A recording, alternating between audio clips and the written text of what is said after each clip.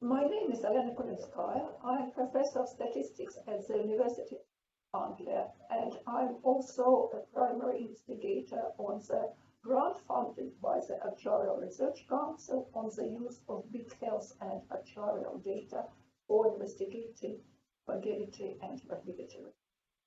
I'm going to tell you a little bit about our grant and about the methodology we're using to explore various health conditions and interventions. And also, I will introduce my young collaborators who are involved in our research. This is the website of our grant, and you can find there up-to-date details of what we are involved in. And we are using individual level health data in our grant. In particular, we're using so-called the Health Improvement Network, or SIN, primary care data in our research to develop statistical models of longevity and morbidity. The advantage of using individual level medical data is that it is possible to model simultaneously the uptake of medical treatment and the effect of that treatment on longevity. And we also can put into investigation various individual social, demographic, and health factors instead of the aggregated. Usually, we are using survival models, particularly the Cox regression, and we feed those models to individual level data. And the conclusions of our research are generalizable with the general. To tell you a little bit about the SIN data, this is anonymized electronic primary care medical records data, which comes from particular variety of general practice electronic systems. The data collection started in 2003, and currently it includes 11 million patients and 3.7 million active patients. Covers 562 general practices, covering 6.2% of the UK population. And the data is generalizable to all population, especially if we adjust for the age distribution and for socio-demographic status. The data includes a lot of detail. It includes diagnosis, prescriptions, consultations, blood tests, post-vote variables, in particular socioeconomic indices of the population. In our research, we are using a subset of the SIN data, which includes all patients born before 1960 and followed to 1st of January 2017. This is 3.5 million patients. And we have three different socioeconomic status variables: index of multiple deprivation, Townsend score, and mosaic. You probably heard about mosaic because it is used a lot in actuarial modeling. Index of multiple deprivation and Townsend score are other socioeconomic status variables which are used by ONS and government. Now about target conditions and interventions we are looking at. This is a screen from our website, and you can see that we are looking at quite a few different conditions interventions. And the rationale about choosing those conditions and interventions partly due to this diagram on the left, which is top 10 causes of death globally in 2015. As you see, the first killer is ischemic heart disease, and therefore we looked at hypertension and the use of statins and the MI to deal with this main killer. The next, second cause of death is stroke, and you will hear more about our modeling of stroke today. And diabetes here comes as the sixth cause of death. But actually, diabetes also contributes to the death from ischemic heart disease and stroke, because those are particular complications of diabetes. And once more, you will hear about diabetes later today. Finally, we are going to tell you about a health intervention we are interested in, and this is hormone replacement therapy. This is because this is potentially an intervention for about half of the population of females who come into menopause. And there is some data that HRT may improve health and longevity. So we are interested whether it may further improve life expectancy. So you will hear about our research into.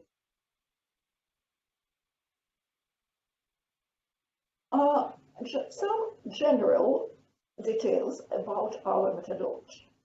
When we deal with particular condition or intervention, first we need to design a study.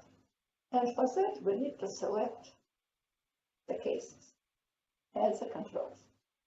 So, first of all, the cases are the patients who have had a particular medical condition or intervention of interest.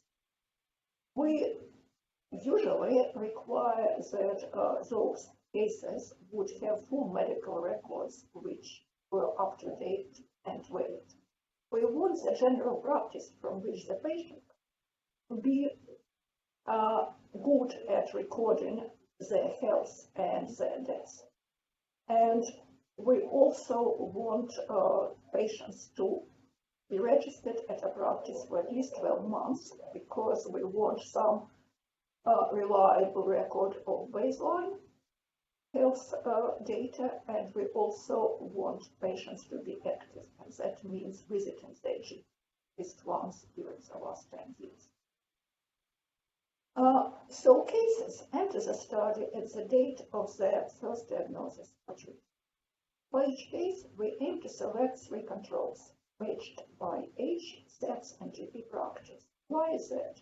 Basically, because we want to compare like with like, so we want to have population which is balanced in regards to age and gender. We also found that GP practice has huge impact on longevity of people, of course, due both to similarities in the lifestyle and integration in the patients from the same GP practice, and perhaps to the quality of medical care by the GP practice. So we try to match cases to controls in the same GP practice.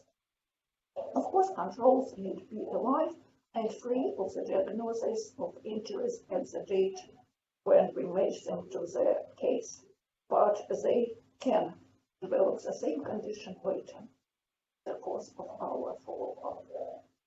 And also, we try to exclude other severe life-limiting conditions for both cases and controls, because we feel that may view the overall picture of impact of condition of interest on the life expectancy.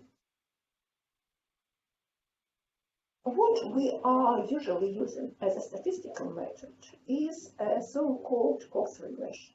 This is a semi-parametric method of survival analysis, which is typically used in medical and health applications. Cox model estimates the hazard or cause of mortality or mortality intensity function mu for patient I at age or time X by multiplying the so-called baseline hazard, which depends only on time or age X, by the risk score. This risk score for the ICE patient depends on the vector of predictor variables, which would be their gender, their various health conditions, their blood pressure, their lifestyle variables such as smoking, and so on. And usually this risk score has an exponential form, so that on the log scale we get just a linear regression. And what is important, this impact of our covariates, our predictors on the course of mortality does not depend on time.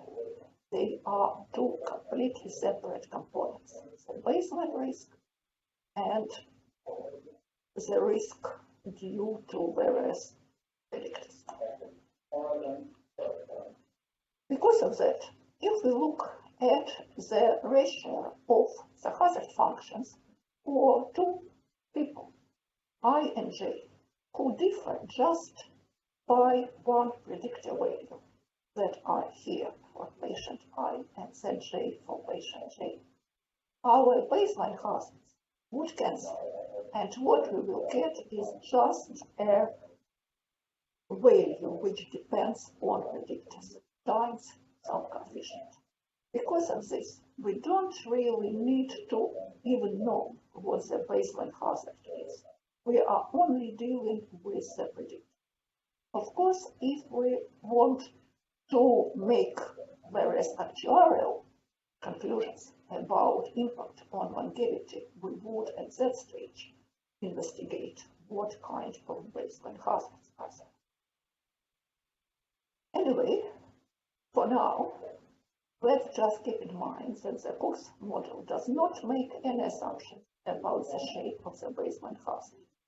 And this hazard ratio here is the so-called adjusted hazard ratio.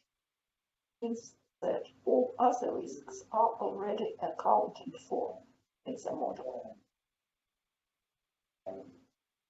Another feature of thin data I was going to tell you is that it has an awful lot of missing values. They are very often especially prevalent in the lifestyle variant. In our previous research, for instance, we had to deal with systolic blood pressure, 50% of values, BMI, 46%, alcohol consumption, 47% of missing data, and smoking status, 27%. The prevalence of incomplete health records was 63% and differed by demographic, health status, and time. Why this happens is that usually the data is much more complete for older patients who come to see their GP more often than young people. So until patients are sick and come to see their doctor, for instance, they won't have any data on their weight or their systolic blood pressure. Also, females tend to attend their GP more often. We deal with missing values by multiple imputation. But first, we develop a survival model for the full cases, as this model also informs our imputation. You will hear about our full case analysis for stroke in the next talk. So now I just want to introduce our next speakers, and I'm very proud to introduce a very multinational and very talented team of young researchers here. All three are PhD students funded by the Actuarial Research Council. The first talk on morbidity and longevity after stroke is by Padma Chutta. She started her PhD at UA in 2017. She completed her BSc first class in statistics and computer science in 2011 at the University of Mauritius and received a master's in actuarial science at the University of Southampton, 2012. For the next 5 years, she worked as a lecturer in the statistics and actuarial science university. The next talk on hormone replacement therapy and its impact is by Nurunahar Akhtar.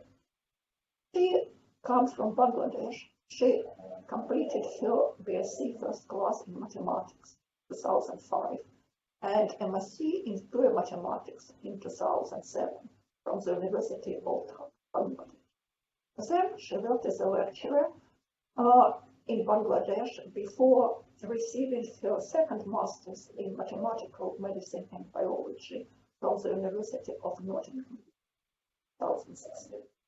She started her PhD at UA in October.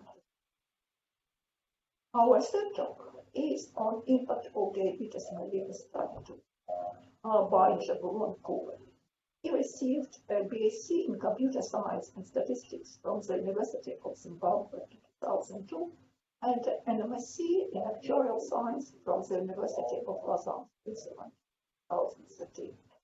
He worked as a statistician at the National Social Security Authority for 13 years from 2003 before starting his PhD at UT in October 2017.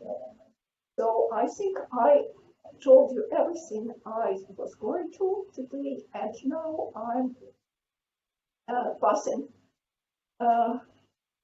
the screen, I suppose, to our next speaker, who is Partner Chilton. Thank you, and please do not hesitate to send us emails and to visit our website.